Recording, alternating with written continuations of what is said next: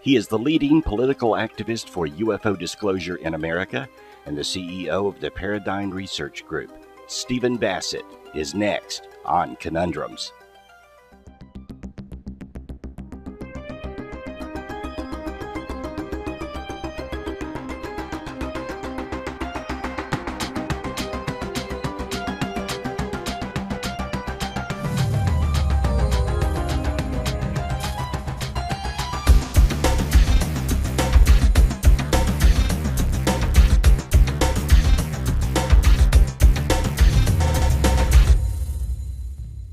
The way to make government responsible is to hold it accountable. And the way to make government accountable is make it transparent so that the American people can know exactly what decisions are being made, how they're being made, and whether their interests are being well served. The directives I am giving my administration today on how to interpret the Freedom of Information Act will do just that. For a long time now, there's been too much secrecy in this city. The old rules said that if there was a defensible argument for not disclosing something to the American people, then it should not be disclosed. That era is now over. Starting today, every agency and department should know that this administration stands on the side not of those who seek to withhold information, but those who seek to make it known. To be sure, issues like personal privacy and national security must be treated with the care they demand. But the mere fact that you have the legal power to keep something secret does not mean you should always use it. The Freedom of Information Act is perhaps the most powerful instrument we have for making our government honest and transparent, and of holding it accountable. And I expect members of my administration not simply to live up to the letter, but also the spirit of this law. I will also hold myself, as president, to a new standard of openness. Going forward, anytime the American people want to know something that I or a former president wants to withhold, we will have to consult with the Attorney General and the White House counsel, whose business it is to ensure compliance with the rule of law. Information will not be withheld just because I say so. It will be withheld because a separate authority believes my request is well grounded in the Constitution. Let me say it as simply as I can. Transparency and the rule of law will be the touchstones of this presidency. The founder of the Paradigm Research Organization, or rather Paradigm Research Group, Stephen Bassett is our guest tonight. And I want to welcome you to the show, Stephen. Great to be with you. Well, you know, the president has called for an open and transparent government, and we heard him say that at the beginning of the program. Do you believe that we are in that open and transparent government now? I mean, are we seeing we're getting closer to UFO disclosure? Have we achieved the summum bonum of open and transparency? No. But he's done some very interesting things. Mm-hmm. First of all, Obama came into a mess without question. The economy virtually collapsed prior to the election, and it was a mess. So a lot of what he might have done or could have done has been tabled. But it's very notable that one of the first things that Obama did after the inauguration was the next day he signed 2 presidential memoranda and 1 executive order. Mm-hmm. The executive order reversed the additional restrictions that George Bush had put on the Presidential Records Act shortly after he became president in 2000. And he did this in 2001. These restrictions made it more difficult to get records from the presidential archives of his father's vice presidential records, and as well as Ronald Reagan. A lot of people noted this and were kind of wondering, why did he do that? We think we know. So Obama reverses that day one. Then to the 2 memoranda. One was a memoranda indicating that his administration was going to demand an open and transparent operation on the part of the agencies under him. Right. And the other was a memoranda that the FOIA, the Freedom of Information Act, would be reformed to make it more user-friendly, make it more on the side of the public as opposed to on the side of the government, which is what it was. And the FOIA was essentially a sham in a sense. If you were just trying to get some mundane stuff from the government and you didn't know where to get it, you could file and so forth, and you could get some documents that might be useful to you. But if you needed anything that was truly controversial or the government didn't want to give you, they wouldn't give it to you, period. Right. So you could file, they wouldn't give it to you. So what, right? So he did that. That was very, very notable. Then, not too many months ago, Obama signed a presidential directive. This was right at the end of the year. I think it was in December, setting up a national declassification center. And in the National Archives. This was then designed to be the basis for releasing a greater number of classified documents sooner. Now this is powerful stuff, though it doesn't get a lot of news. Right. And it didn't. But but in the meantime, as people have probably noted, his administration has been doing a lot behind the scenes. It has not been as open as it ought to be, and his opponents have clearly pointed that out and attacked him and what have you. But what's particularly notable about what he's doing is that while he's still struggling with being able to set up the administration in lieu of the crisis that he'd been facing one after another, these acts that he's taken with the presidential directives, what they're doing is they're setting the basis for the release of documents, I believe, in the post-disclosure world. In other words, assuming he is the disclosure president. Now, what do I mean by that? Yeah, I was going to ask you, do you think he's going to be the president that releases this information? I think it'll come out during his term. I don't see how the truth embargo can last much longer. So it'll happen in his term. If not him, then his administration, then another government will do it, and they'll get the credit. But what he's done is that if the government were to disclose the ET presence on Monday, then there's going to be a huge demand for information from the government on this subject, right? And clearly the government's going to have to start releasing some files, no question. But it's not like they can drag boxes of files out in the White House lawn and tell people to come on down and get them. I mean, all of that stuff has to be released under legal protocols. It has to be released appropriately. Right. And so what he's doing is he's starting to reduce the barriers to that. He's starting to create the methodology for that. So you can bet that the UFO files that get released post-disclosure are going to go through the National Declassification Center at the Archives. So again, I'm seeing what I want to see, and that's good. Great. And that's my comment on that. And it's not just a USA thing, it's a worldwide disclosure. So do you think that there are talks with other countries to release the information that they have? Is there anything like that going on now? If there's any talks with other countries, they're not telling us, that's for sure. The circumstances are other nations are ready to end the truth embargo. So far, they're still deferring to the United States to lead this. But they're releasing their files in preparation and to position themselves on the right side of the issue. The first major release, the first action of these other nations that are breaking ranks was France's Commentator report in 1999-2000. France started releasing its files in 2007, the United Kingdom in 2006, Brazil, Uruguay, Denmark, Sweden, the United Kingdom, Canada, recently New Zealand, and Russia is indicated is going to release some files from the Navy. All of this is significant and indicating that these countries are moving forward and sending a message to the United States. Now, the United States has done nothing, and there's a reason for that. The United States is where all the focus is still. It is the organizer of the truth embargo and the nation that will probably disclose. If the United States were to do what UK is doing, start releasing thousands of UFO files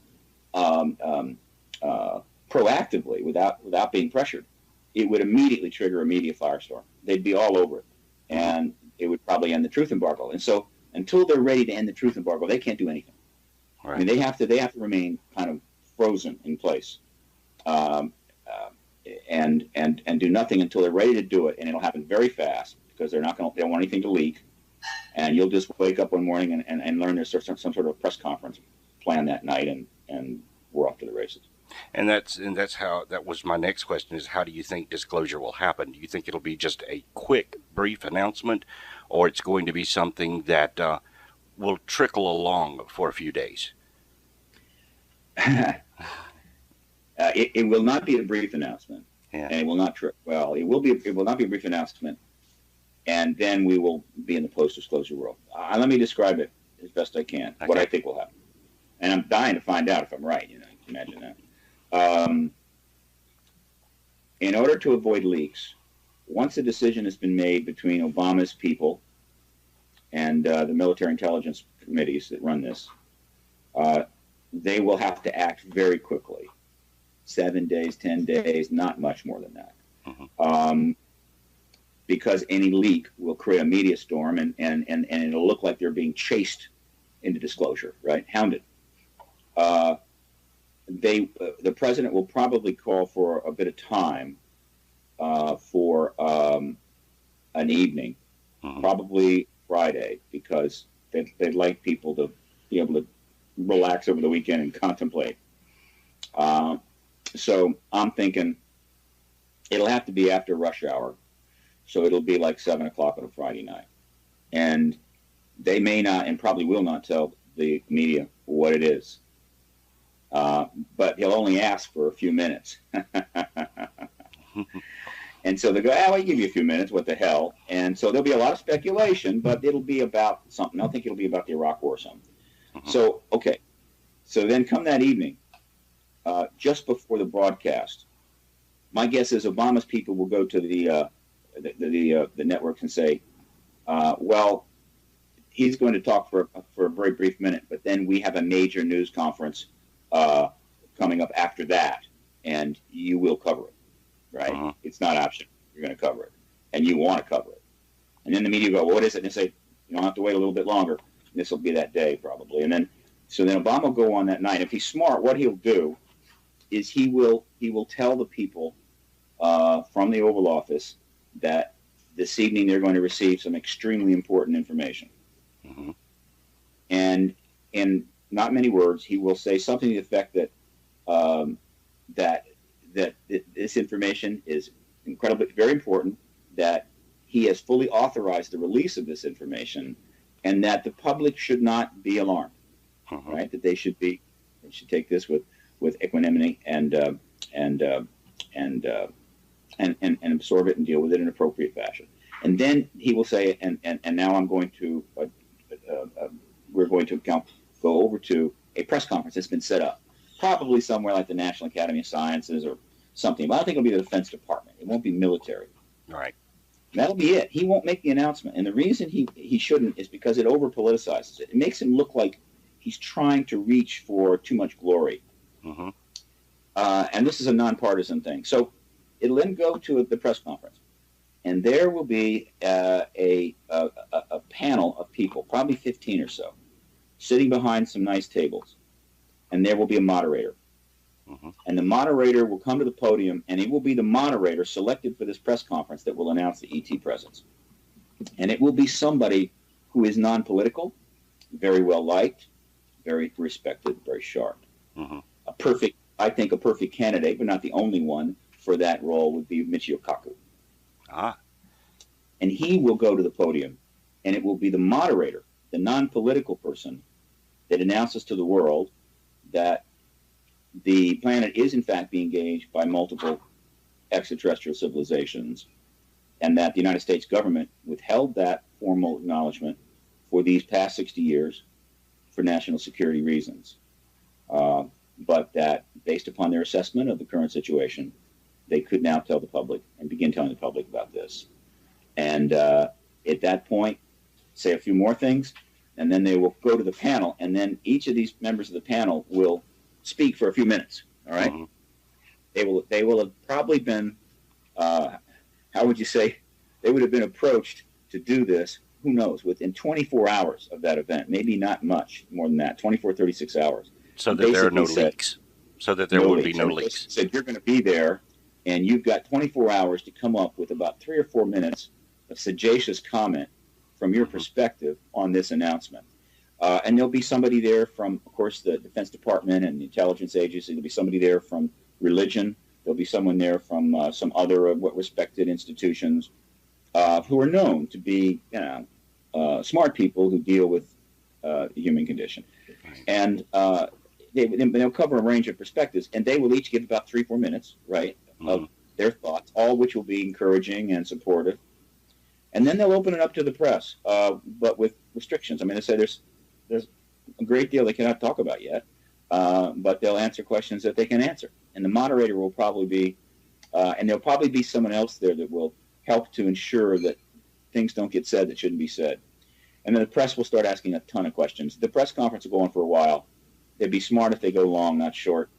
And the press will try to find out as much as they can. It'll be, we can't tell you now, we can't tell you now, maybe a little later, this kind of thing. And then that'll be it. It'll be over. And then the public will spend the weekend thinking about that. There'll be a huge amount of cable news. All the cable news stations will go 24/7. The networks will go. If the networks are smart, they won't interrupt too much programming. They'll do some stuff. They'll bring on some guests and what have you, but they won't. They'll show a lot of the regular programming. So if there's like a sports event scheduled, they'll have it. Mm-hmm. This shows normalcy. Right. It shows, okay, yeah, there's extraterrestrials, but yeah, we got a game to play here, okay. Exactly. But they'll do some specials, and this will go on for the weekend, and then starting Monday, the press, who over the weekend will have quickly decided that they're on the side of us from this point forward, okay? No more taking notes at the White House press conference and regurgitating the press talking points. They are totally on us, and they are geared up with the bit between their teeth to go after what is easily the biggest news story of all time. And the government knows this. Yes. And so starting that Monday morning, the game begins. We are in the post-disclosure world at that point. Right. And the public will want to know everything immediately. And the government will want to tell them some things and much of it later. And the back and forth will begin. Do you think that over a period of years, we will start learning what we want to know? Over that weekend, hypothetically, do you think they would drag out a crash saucer or an alien body or something like that? I mean, because there's going to be this, okay, you've said this, now prove it. Show us something. Yeah. Well, I mean, for a huge number of people, they will need any proof because they already know it's true. Mm-hmm. And so they'll go, yeah, well, it's about time you told us. But there will some people want some proof. No alien bodies, no crash vehicle. Believe me, the government has plenty of things it could show to make it clear that not only is it true, but they're serious about it. There's any number of things they could do. More than likely, if the most benign stuff they could do would be to show some gun camera footage of some of their planes going up to intercept, and they'll show the craft in clear, some of these craft in clear imagery. They'll show it performing a bit, taking off, leaving the jets behind, that kind of thing. That would be pretty impressive. I don't think anybody will need much more than that. They'll want much more than that. They'll want everything. Right. But it won't be difficult. And that's true of any nation. It's true of the UK, France, Russia, China. Any one of them can produce that kind of immediate visual confirmation. Right. And post-disclosure, how does it change the world? Science, religion, politics? 10 days after disclosure, what's the world going to be like? Have you got a month or two? I mean, a lot. Look, as I often say, our Civil War, which lasted 5 years, is a hugely attractive historical event, and there've been about 60,000 books written about it. Mm-hmm. The disclosure event and the aftermath, the following years, 1, 2, 3, 4, 5. Mm-hmm. Probably 400,000 books will be written about it. Right, because it will change the world. Yeah, that's how big it is. And everything will change. Some things only slightly, some things hugely. And of course, the following years we'll chronicle all that. And the disclosure movement, one of the disclosure movement's questions being posed to the public is, as the world changes, how much involvement do you want to have? Do you want to help shape this new world that's going to emerge from that, or are you just going to let the old guard, shape it for you, however they want? Right. This is a pretty important question, and I hope that the public decides in favor of getting really involved. And to an individual level, what should an individual do to prepare for this sort of news coming out? It depends on the individual. Mm-hmm. In general, my comment for the whole general public is try to stay relaxed and calm and enjoy it, right? And don't jump on every conspiracy theory that turns up and every Notion, I don't know, put out there. Mm-hmm. Just relax and absorb the information. That's the basic thing. Now, it's for the activists out there. Start getting involved in groups that are addressing this issue. Get behind the disclosure movement. If you happen to be incredibly wealthy, we need funding. We need funding for these groups so that we can have a say in the post-disclosure world. In general, start funding the people that have been working on this issue for 5, 10, 20, 25, 30 years so that we can have a say. Otherwise, a bunch of people will just pop up from Harvard and some of these schools and say, oh, we're experts in all this. Yeah, we'll fix it. We'll take care of it for you. We'll instruct the government how to deal with this. We're experts. We've never said anything about this over the last 60 years, but we're really experts. Trust us. No. So I think the very wealthy need to get behind the disclosure movement and the people in it and support their institutions and structures and build more and so that we can have as strong a say in the post-disclosure world as possible. And people will get political about it. One of the most interesting phenomena that I'm looking forward to seeing is that 95% or more, I'm sure, guessing, but pretty confident, of the contactees who are having direct interaction with extraterrestrials, physical interaction, will come out of the closet. Most of them will come out of the closet pretty quickly because, well, it's a new world. And, is the world ready for this? Do you think the world is ready for this? It doesn't matter whether it's ready or not. I think it is. I think it's more than ready, but it doesn't matter. It's going to happen anyway. I mean, you could spend many hours discussing why it's ready, but let's just cut to the chase. The number one grossing movie in the world right now, which will soon reach $3 billion in gross ticket sales, is about extraterrestrials. That's all you need to know. And for the last 20 years, every major motion picture just about has been about ETs in some way. So we're being prepared, sort of, for it.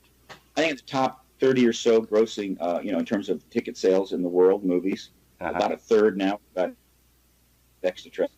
What more do you need to know? I mean, it's, the public knows this is true, and Hollywood knows it's true. And so they can't get enough of these movies. So we're here. We're ready. I mean, I think we are ready. But again, it doesn't matter. It's going to happen. Were we ready for the Copernican revolution? Were we ready to find out the Earth wasn't the center of the universe? Well, I guess maybe we were, maybe we weren't, but we are not. And that was going to come out, and that's just the way it is. What do you say to people who say, oh, this UFO thing, there's nothing to it, just forget it, it's not important?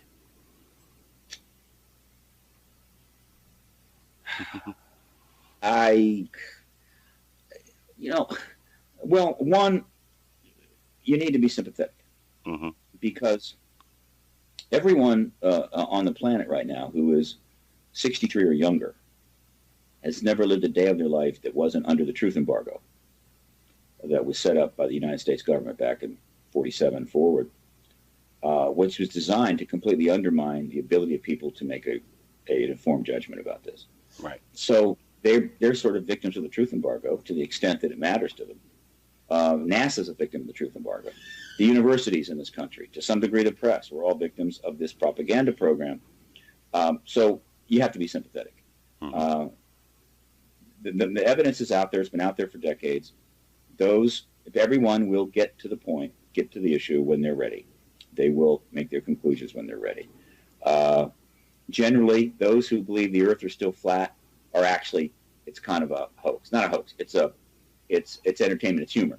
In other words, they'll argue about it, but they don't really believe it. Okay, but it wasn't that long ago where there still were some people that thought the Earth was flat. And what are you going to do? I mean, they'll figure it's around when they're ready to do that, and they'll move on. That's the best way to think about it. Well, with your various contacts within the government, are you getting any kind of feedback from government officials that this may be coming soon or later, or that there's a timetable maybe? Let's go back to your original statement. There's no way they're going to say anything. Yeah. Any hints, any trial balloons? What do you think will happen? You could launch a media frenzy, and then you got members of the administration and members of Congress being chased down the hall by hordes of reporters, right, with cameras clicking, and it didn't look so good. No, they're not going to do anything. But France can. Yeah. So when France releases its UFO files, that's another indication that they're probably not going to disclose ahead of the U.S. because if they were going to do it, they probably would do nothing and then they'd pop it out there. But maybe not. Maybe by releasing the UFO files, France or the UK or Denmark or Brazil are setting the stage, or setting the stage for disclosure by them. Meaning, okay, we've released our files, we've gotten ourselves positioned on the right side of the issue. So now, if we disclose, it'll look even better. People will not be shocked by that. So who knows? Again, President Obama needs to get the message, and we've certainly been sending it to him. Yes. That if he doesn't disclose pretty soon. Do you think that there are high-level meetings going on now this year that are, I know this is probably something you want, but do you think that there are high-level meetings going on now that are preparing for a disclosure like this? There should be. There should be. Somebody from his administration needs to be talking with the military intelligence managers down there, and setting the parameters for doing this. Though, and the question is, who approaches who? Maybe it's already happened. I will say this with respect to any internal meetings that might be taking place, and the interface between the administration and the military-industrial complex. There is one person above all you need to pay attention to and watch, and that's John Podesta, the CEO of the Center for American Progress. And why him? He's the one. It doesn't mean it'll be him, but I'm just saying he's the one. He's at the top of my list as someone that would be making those negotiations. Right. Okay. And tell me about your organization, the Paradigm Research Group. When was it founded, and what does it do? And I mean, I know that you're working for disclosure, but what all do you have there? Paradigm Research Group was founded for one purpose, and that was to end the truth embargo. It's a political activist organization. It's not a research organization. And an initial thing that it did was to register on behalf of some research organizations, thus Paradigm Research Group, on the UFO issue, which got the attention of the political press pretty quickly, as you can imagine. And it has been, along with a lot of other organizations and people since the mid-90s, trying to build a worldwide disclosure movement. It hasn't happened fast enough for one primary reason. There's just no money. We've had to do this with practically no money, being as creative as we can. Fortunately, from the early 90s forward, we had the internet. And the internet is a huge sea change in activism and political power and empowerment. So thanks to the internet, we were able to have a movement, keep it going, even without funding of any note. And how do you raise money? How do you raise money for the organization, for the group? Well, you've got websites. You have a website. It has a contribution page. I meet and make connections. You try to establish relationships with people. But the number of individuals within the framework of the truth embargo in the U.S., and we have millions of millionaires. I mean, we got tons of people with huge amounts of money that will never have to worry about their money ever again. They're still fundamentally constrained by the truth embargo. They're afraid that if they were to fund this work, people might make a joke about them. Right. Some of them are afraid the government might harass them. Now, that's less and less true. I mean, there are people who make a joke about anything. Right. But I can assure you that a very substantial portion of the population would stand up and give a standing ovation to individual that would do this. And the government is not is not really bothering people on this now. It's not doing much of anything since late '99. So, but they don't know that. That's one of the reasons that I went to Europe last year and I'm in Australia because outside of the U.S., I think the stigma and the concerns are less. And so we're hoping to find some serious so that we can do much more than we are. I can assure you the disclosure movement could be 3, 4, 10 times more powerful than it is now. And why does that matter? Because disclosure is inevitable. So why does it matter? It matters for an incredibly important reason that I hope everybody can eventually understand. That the world now is an extremely problematic place. That there was, once we had a Cold War where, you know, the great threat was nuclear war, and if it didn't happen, we were happy. And there was the standoff between these two huge powers. That's over. Now we have a vastly complicated world that's overpopulated and heading towards 3 billion more people. We've got major environmental issues. We've got major human conditions issues. We've got nuclear weapons all over the place. Any number of things could trigger some extremely unpleasant events and turn the 21st century into a living nightmare, to be honest with you. Mm-hmm. And so here is the equation. Whatever is coming, it is critical that it happen in the post-disclosure world. If a nuclear war is going to break out between Pakistan and India, it needs to happen in the post-disclosure world. If somebody smuggles a tactical nuke into the United States across our wide open southern border and blows up an American city, it needs to happen in the post-disclosure world. If we're faced with a major environmental catastrophe and we need to address it, it needs to be addressed in the post-disclosure world. Right. And so forth. I could just go down the list, hundreds and hundreds of things. Why? Because we have been living under certain rules, an old paradigm mode of thinking for many thousands of years, and that thinking no longer works. Right. And we will continue to conduct our affairs based on those protocols until we get a new set of protocols. And that new set of protocols the only thing that could possibly truly change world perspectives right now is the disclosure event. Mm-hmm. So if we get disclosure done tomorrow, right, then everything after that is the post-disclosure world, which means that when say, India tries to make a decision about how to respond to some provocation from Pakistan, if a U.S. city is nuked by a terrorist bomb, and we decide to, and we sit down to decide how we're going to respond, we will be doing that with the awareness that the planet Earth is not alone in the galaxy. There are other civilizations. There's new technology that's going to be coming out, world-changing technology, and we might be going to the stars in a couple of years. This is a fairly significant new variable in their equations. Exactly. And then the hope is that they will make better decisions. You see what I'm saying? Right. But if disclosure hasn't taken place, then that will not be a variable in their decision-making. And they may make more bad decisions. And there you have it. Let me give you a perfect example. This is somewhat narrow and crude, but it makes the point.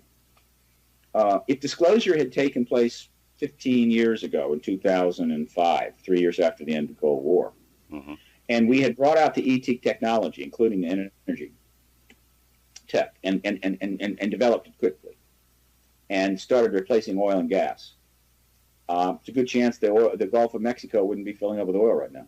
Exactly. There you go. Mm-hmm. That's $1 trillion saved. Right. Because it's going to end up costing $1 trillion before it's done. So that we just saved $1 trillion.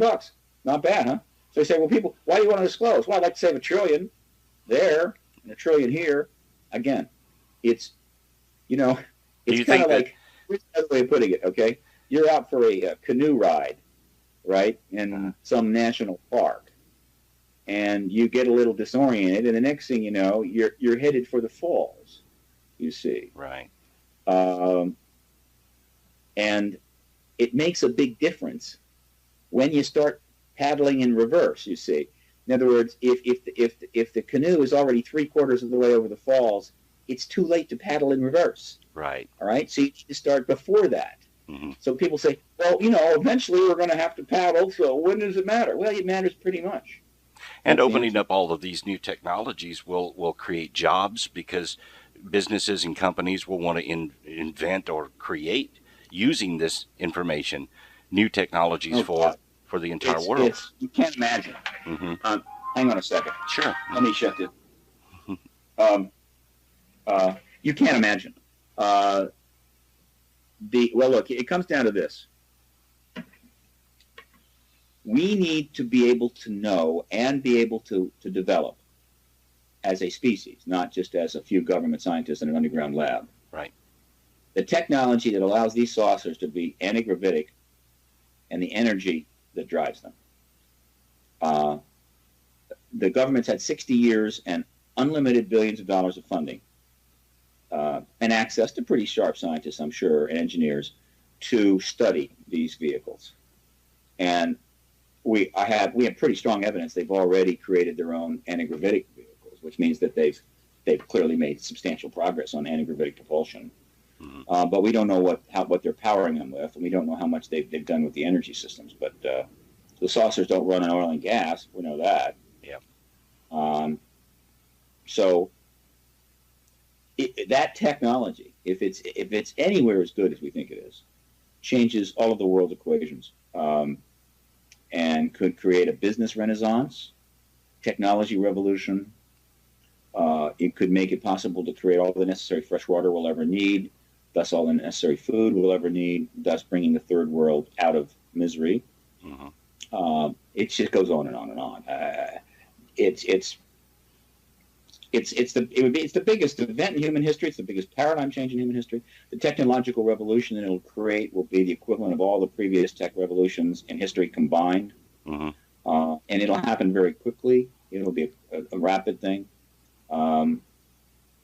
There will be problems, and there will be people that try to exploit it because people just can't help it being people, right? Right. But we'll have to deal with that. But nevertheless, the list of positive changes that disclosure could generate is an extremely long list.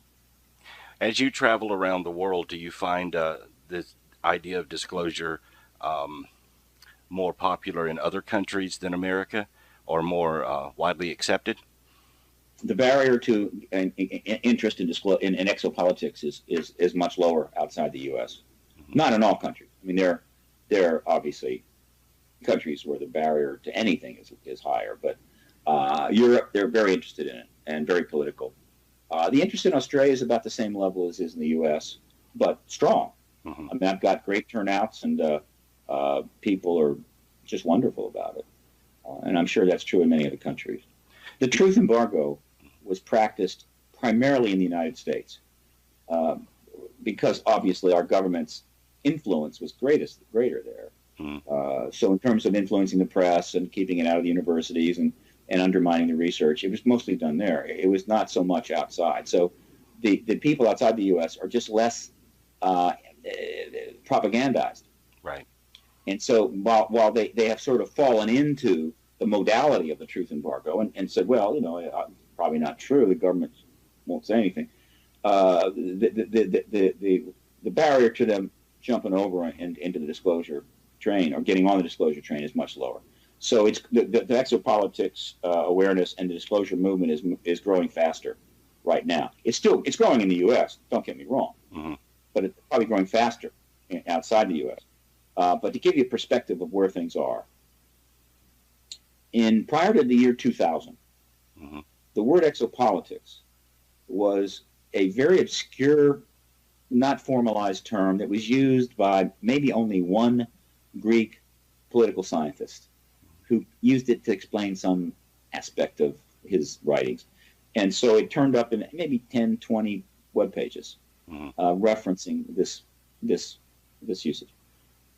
Since the term was introduced by Alfred Lambermont Weber in 2000 with his book Exopolitics, Law and Governance of the Universe, in 10 years, it's gone from about 20 pages to a Yahoo search of the single word exopolitics now brings back 1.5 million pages.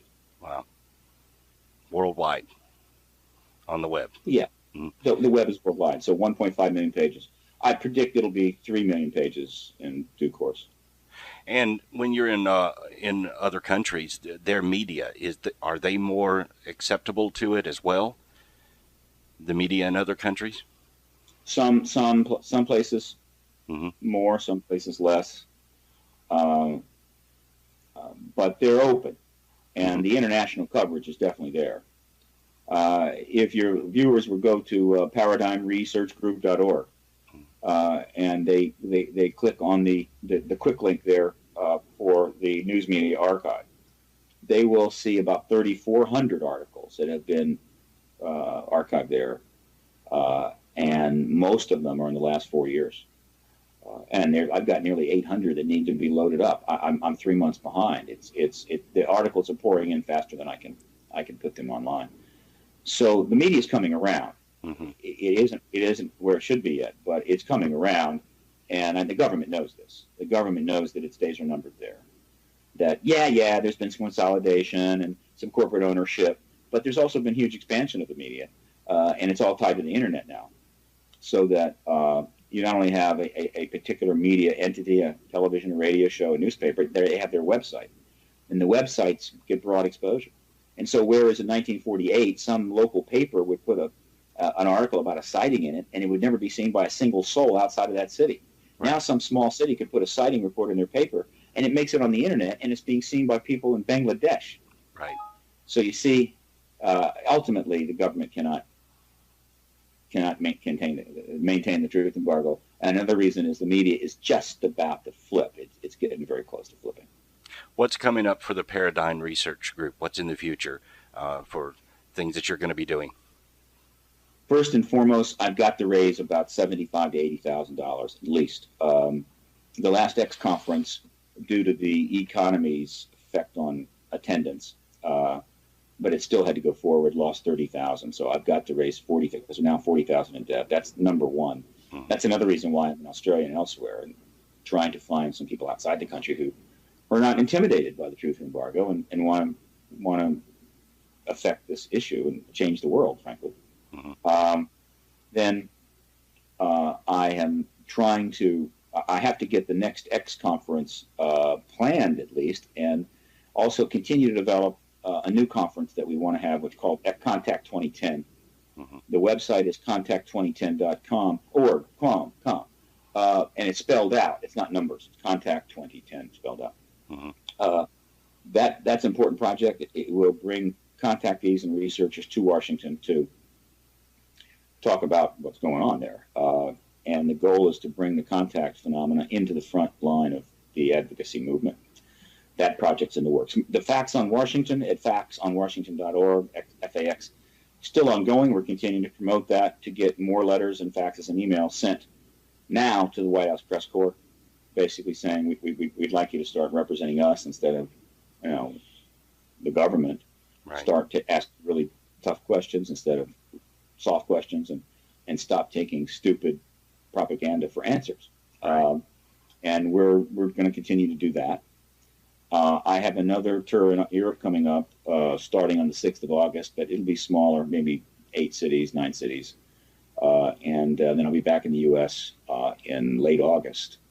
And this is a taste of what Paradigm Research Group is doing. And, of course, it continues to support any other initiatives out there, like Jeff Peckman's Extraterrestrial Affairs Commission initiative, ballot initiative in Denver, which goes to the vote rather in November. There's other things coming up. Let's see. On September the 27th, mm-hmm. Robert Salas and Robert Hastings are scheduled to hold a very important press conference at the National Press Club, where they're going to bring a number of witnesses from the Malmstrom Air Force Base case to testify and further expand on one of the very significant events of the 1960s, which was when the UFO came down and shut the missiles off at Malmstrom. Right. That's very important. Yes. All right. And there is, Steven Spielberg there's rumored he has plans for a huge social network. Uh-huh. I think called Studio 8, built around the UFO ET issue that they may haul out. there's all kinds of shows and projects and documentaries in the works. Right. Behind the scenes, things are cooking. That because enough people now have figured out that the big one is coming. Yes. Right. And so they're just busy and busy and busy. So there's plenty happening, but by and large, the public only knows what the mainstream news is telling them, and the impression they're getting is they're reporting more, but there's nothing really big happening yet because the mainstream news won't cover that. Right. In other words, they will not cover much the truth embargo. They will not mention the word. They will not address the really deeper stuff. They are giving us coverage, and they're talking about disclosure, and they're giving PRG coverage, and that's on my website too. You can see it. I just got written up in the Politico, which is an important newspaper in Washington, political newspaper, very important. So they're doing it, but not. Again, they don't go to the degree they must go.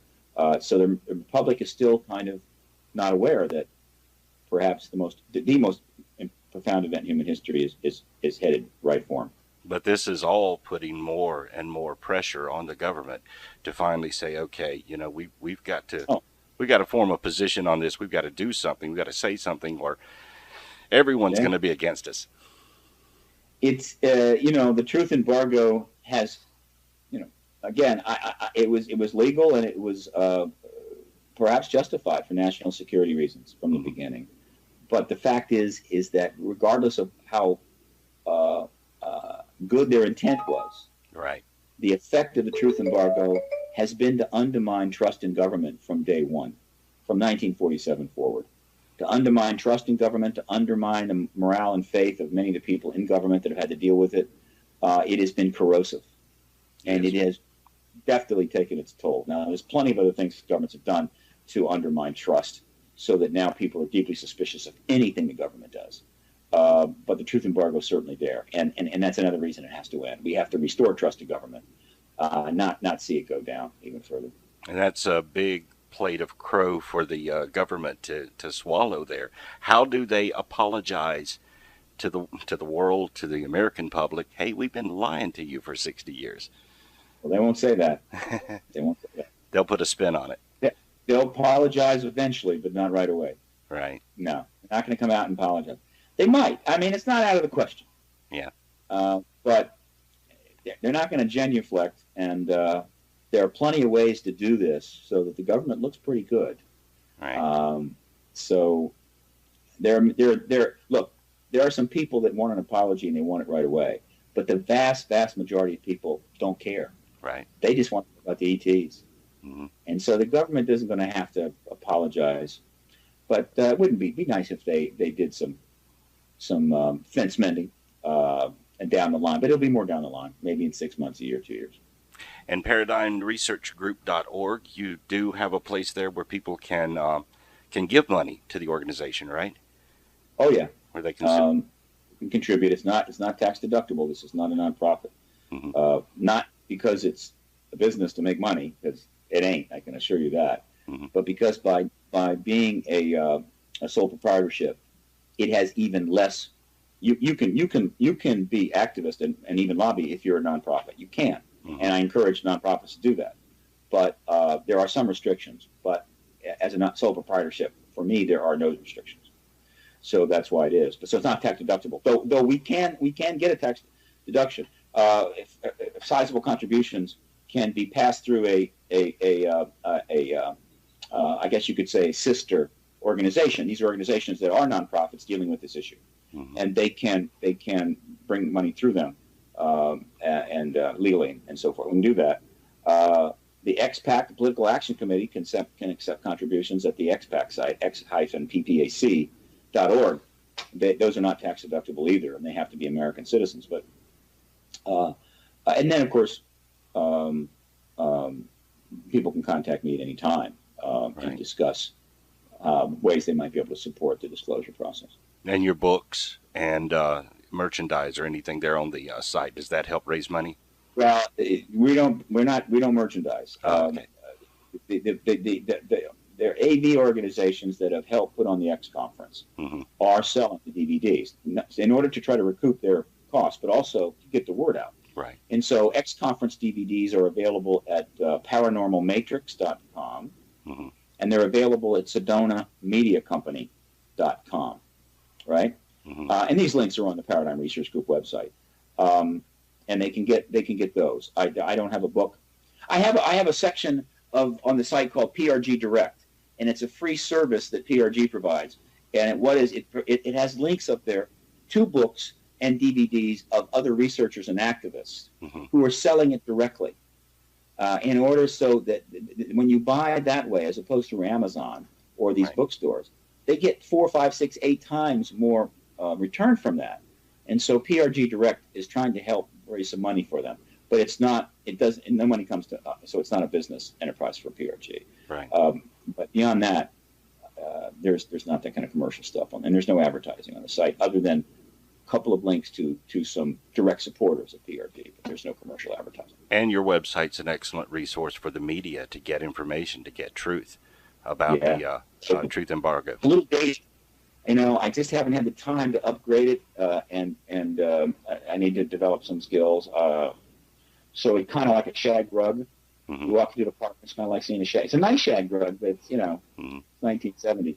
So it's a bit dated. I apologize for that. But information-wise, it's loaded. Okay. Well, Stephen, thank you very much for being my guest tonight on Conundrums. Great. Glad to be with you, Mike. Good luck with the show. Anytime you need me, you give me a call. And don't we love technology? We I'm doing do. this interview from Melbourne, Australia, on a Skype video. It didn't cost me anything. That's power. That's why ultimately the public will win in these very large issues that are being faced by, because if we use this power, and obviously we are more and more every day. So congratulations on your show, and look forward to talking to you soon. Absolutely. Thank you, Stephen.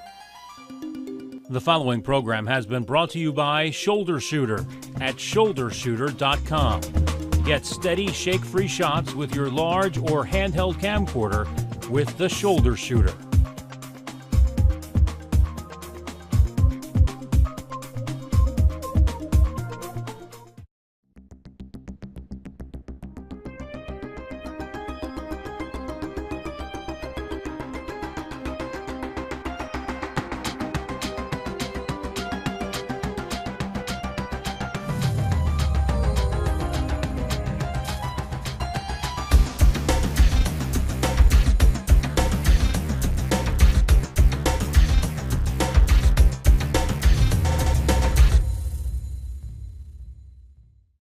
Day one. Then to the two memoranda. One was a memoranda indicating that his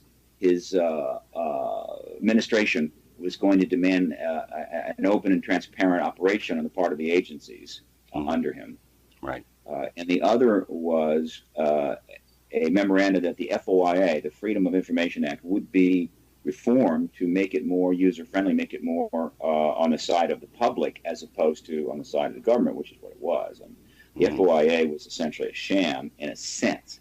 If you were just trying to get some mundane stuff from the government and you didn't know where to get it, you could file and so forth, and you could get some documents that might be useful to you. But if you needed anything that was truly controversial or the government didn't want to give you, they wouldn't give it to you, period. Right. So you could file, they wouldn't give it to you. So what, right? So he did that. That was very, very notable. Then, not too many months ago, Obama signed a presidential directive. This was right at the end of the year. I think it was in December, setting up a national declassification center. And in the National Archives. This was then designed to be the basis for releasing a greater number of classified documents sooner. Now this is powerful stuff. Do you believe that we are in that open and transparent government now? I mean, are we seeing we're getting closer to UFO disclosure? Have we achieved the summum bonum of open and transparency? No. But he's done some very interesting things. First of all, Obama came into a mess without question. The economy virtually collapsed prior to the election, and it was a mess. So a lot of what he might have done or could have done has been tabled. But it's very notable that one of the first things that Obama did after the inauguration was the next day. He signed 2 presidential memoranda and 1 executive order. Mm-hmm. The executive order reversed the additional restrictions that George Bush had put on the Presidential Records Act shortly after he became president in 2000. And he did this in 2001. These restrictions made it more difficult to get records from the presidential archives of his father's vice presidential records, and as well as Ronald Reagan. A lot of people noted this and were kind of wondering, why did he do that? We think we know. So Obama reverses that, though it doesn't get a lot of news, right? And it did. But but in the meantime, as people have probably noted, his administration has been doing a lot behind the scenes. It has not been as open as it ought to be, and his opponents have clearly pointed that out and attacked him and what have you. But what's particularly notable about what he's doing is that while he's still struggling with being able to set up the administration in lieu of the crisis that he'd been facing one after another, these acts that he's taken with the presidential directives, what they're doing is they're setting the basis for the release of documents, I believe, in the post-disclosure world. In other words, assuming he is the disclosure president. Now, what do I mean by that? Yeah, I was going to ask you, do you think he's going to be the president that releases this information?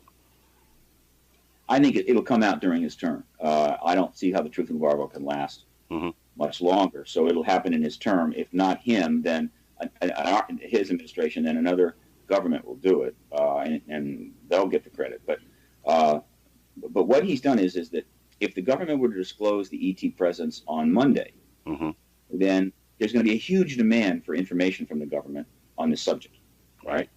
And clearly the government's going to have to start releasing some files, no question. Issues like personal privacy and national security must be treated with the care they demand.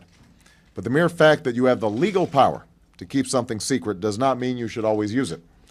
The Freedom of Information Act is perhaps the most powerful instrument we have for making our government honest and transparent, and of holding it accountable. And I expect members of my administration not simply to live up to the letter, but also the spirit of this law. I will also hold myself, as president, to a new standard of openness.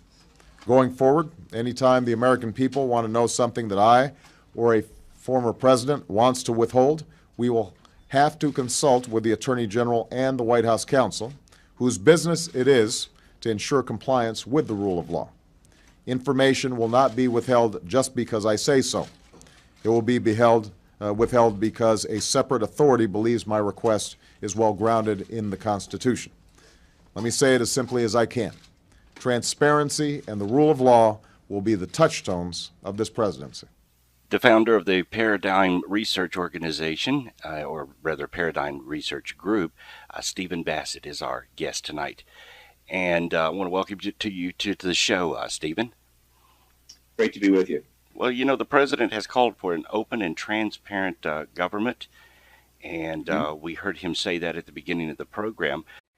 He is the leading political activist for UFO disclosure in America and the CEO of the Paradigm Research Group. Stephen Bassett is next on Conundrums.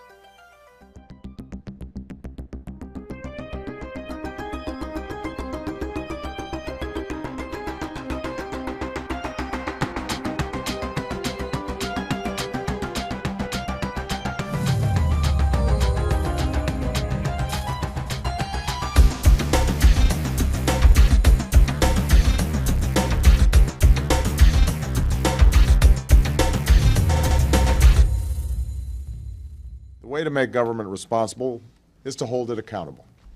And the way to make government accountable is make it transparent so that the American people can know exactly what decisions are being made, how they're being made, and whether their interests are being well served.